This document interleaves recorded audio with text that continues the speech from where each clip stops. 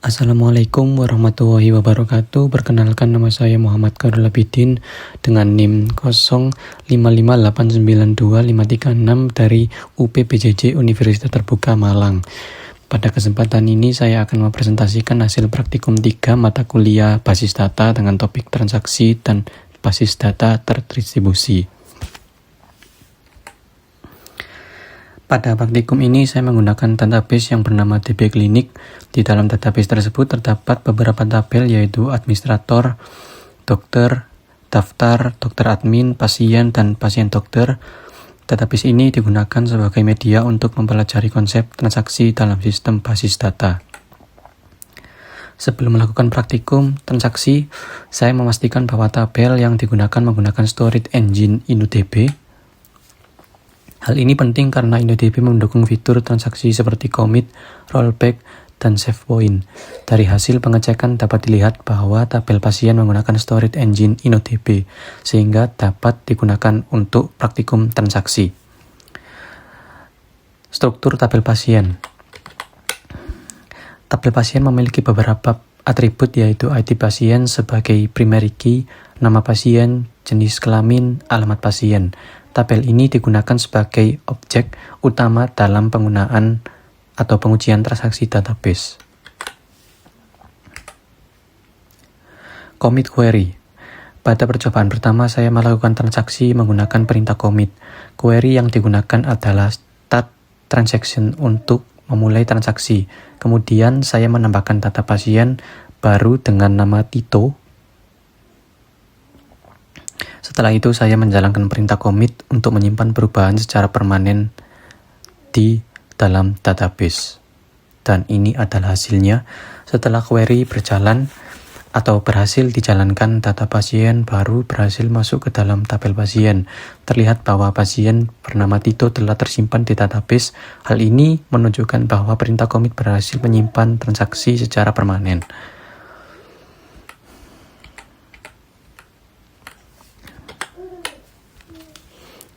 Saya akan cekkan Tito sudah masuk di ID pasien nomor 3. Lalu ke rollback query. Selanjutnya saya melakukan percobaan menggunakan rollback. Pada percobaan ini saya mengubah nama pasien menjadi Danar menggunakan perintah update. Namun setelah perubahan dilakukan, saya menjalankan perintah rollback. Perintah rollback digunakan untuk membatalkan transaksi sebelum perubahan disimpan secara permanen. Dan ini adalah perintahnya. Start transaction, update pasien, set nama pasien, Danar, where ID pasien 1. Di sini adalah ID pasien 1 yang bernama Siti Aminah. Saya ubah menjadi Danar, namun saya rollback. Dan di sini hasilnya tetap menjadi Siti Aminah karena di rollback. Setelah saya membuka kembali tabel pasien, data pasien tidak berubah menjadi Danar. Data tetap seperti kondisi sebelum transaksi dilakukan. Hal ini membuktikan bahwa rollback berhasil membatalkan perubahan yang telah dilakukan sebelumnya. Save point query. Selanjutnya saya melakukan percobaan save point. Save point digunakan untuk membuat titik penyimpanan sementara dalam suatu transaksi. Pada tahap ini saya menambahkan data pasien bernama Hani.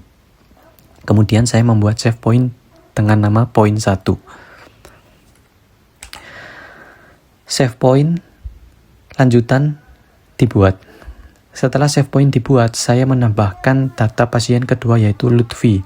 Kemudian saya menggunakan perintah rollback to point 1. Perintah ini berfungsi untuk mengembalikan transaksi ke titik save point yang telah dibuat sebelumnya. Terakhir, saya menjalankan perintah commit. Hasil eksekusi menunjukkan bahwa seluruh query berhasil dijalankan, tidak terdapat kesalahan pada proses transaksi. Sistem berhasil membuat save point dan melakukan rollback ke save point tersebut. Pada hasil akhir terlihat bahwa data pasien Hani berhasil disimpan, sedangkan data pasien Lutfi tidak tersimpan karena dibatalkan melalui perintah rollback ke save point. Hal ini menunjukkan bahwa save point berfungsi dengan baik sebagai titik pemulihan dalam transaksi. Struktur tabel dokter terdiri dari beberapa atribut, yaitu ID dokter, nama dokter, spesialis, alamat dokter, nomor telepon, waktu kerja. Tabel ini digunakan untuk menyimpan informasi dokter yang tersedia pada sistem klinik. Struktur tabel daftar terdiri dari ID daftar, ID admin, ID pasien. Tabel ini digunakan untuk menghubungkan data administrator dan data pasien dalam proses pendaftaran. Pengertian basis data terdistribusi yaitu setelah mempelajari transaksi, saya juga mempelajari konsep basis data terdistribusi. Basis data terdistribusi adalah sistem basis data yang datanya disimpan pada beberapa lokasi atau server yang berbeda tetapi tetap dapat diakses sebagai satu kesatuan sistem. Dengan konsep ini, pengguna dapat mengakses data dari berbagai lokasi secara lebih efisien. Terdapat beberapa alasan mengapa basis data terdistribusi digunakan. Pertama, karena organisasi memiliki unit bisnis yang tersebar di berbagai lokasi. Kedua, untuk memudahkan proses berbagi data antar cabang. Ketiga, untuk meningkatkan efisiensi komunikasi data. Selain itu juga digunakan untuk mendukung recovery data dan sinkronisasi informasi antar server. Dalam organisasi modern sering ditemukan banyak cabang yang tersebar di berbagai daerah. Setiap cabang membutuhkan akses terhadap data yang sama. Dengan basis data terdistribusi, setiap cabang dapat mengakses data yang diperlukan tanpa harus bergantung pada satu server terpusat.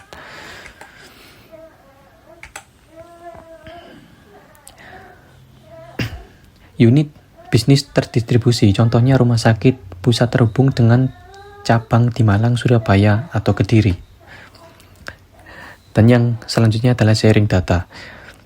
Salah satu tujuan utama basis data terdistribusi adalah berbagi data atau sharing data melalui jaringan komputer. Data dapat diakses oleh banyak pengguna dan banyak lokasi secara bersamaan. Hal ini memudahkan proses pertukaran informasi dalam organisasi.